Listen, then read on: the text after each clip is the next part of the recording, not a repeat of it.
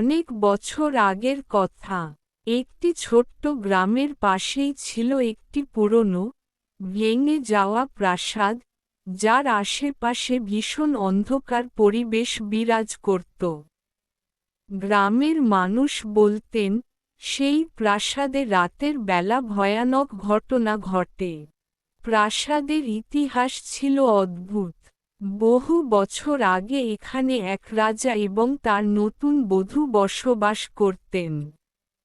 কিন্তু এক রাতে, অদ্ভুতভাবে তারা দুজনেই অদৃশ্য হয়ে যান।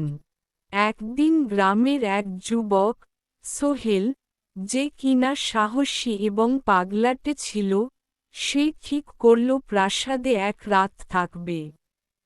সে মনে করেছিল, এসব শুধুই কুসংস্কার। প্রাসাদে পৌঁছে সে দরজা খুলে ভিতরে ঢুকল। তার হাতে ছিল একটি প্রদীপ।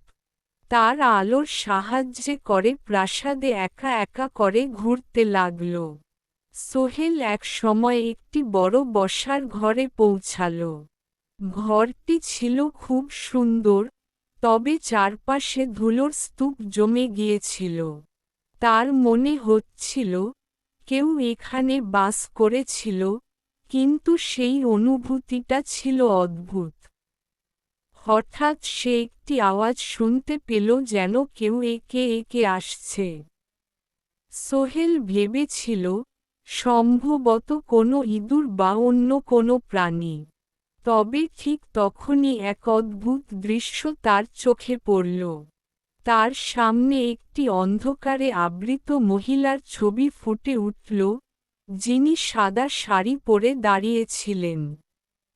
তার মুখে কোনো ভাব ছিল না, তবে তার চোখ দুটো ছিল আগুনের মতো ঝলমলে। সোহেল দৌড়ে গিয়ে তাকিয়ে দেখল, কিছু ছিল না।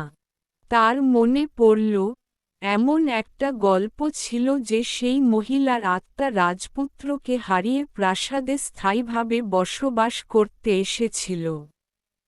তবে সোহেল ঠিক করল, সে ভয় পাবে না। তার সামনে একটা বড় আয়না ছিল, যেখানে সে নিজেকে দেখছিল। কিন্তু হঠাৎ করে সে লক্ষ্য করল, তার চেহারা বদলে গিয়েছে। ছবিটা তার মতো নয়, যেন অন্য কেউ তার মধ্যে বসবাস করছে। চমকে উঠল সোহেল, তার হৃদস্পন্দন একেবারে দ্রুত হতে শুরু করল। সামনের দেওয়ালে একটি আওয়াজ হল। সোহেল দেখল, একটি কালো হাত তার পেছনে থেকে আসছে। তার পা যেন থেমে গেল। সে চাইলে চলেও যেতে পারছিল না।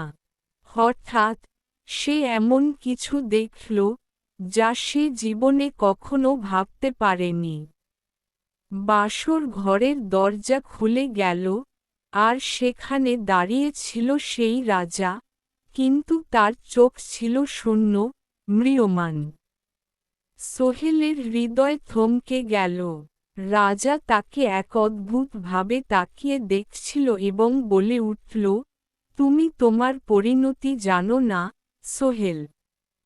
সোহেল এক চিৎকার করতে চেয়েছিল, কিন্তু তার গলা আটকে গেল। সমস্ত ঘরটা হঠাৎ করে অন্ধকারে গেল। শুধু অদ্ভুত, মর্মান্তিক হাসি। সোহেল পরের দিন সকালে একটি উদ্ভ্রান্ত অবস্থায় প্রাসাদ থেকে বেরিয়ে এসে গ্রামের পথে হাঁটছিল। তার চোখে ভয়, তার মন কোনো কিছুই গ্রহণ করতে পারছিল না। সে জানত, সে যাই বলুক না কেন, তার জীবনে এমন কিছু ঘটেছে, যা অপ্রাকৃত এবং অভূতপূর্ব। সেদিনের পর কেউ আর কখনো প্রাসাদে যাওয়ার সাহস পায় না, আর সোহেলও সেই রাতের কথা কখনো কারো সাথে বলে না।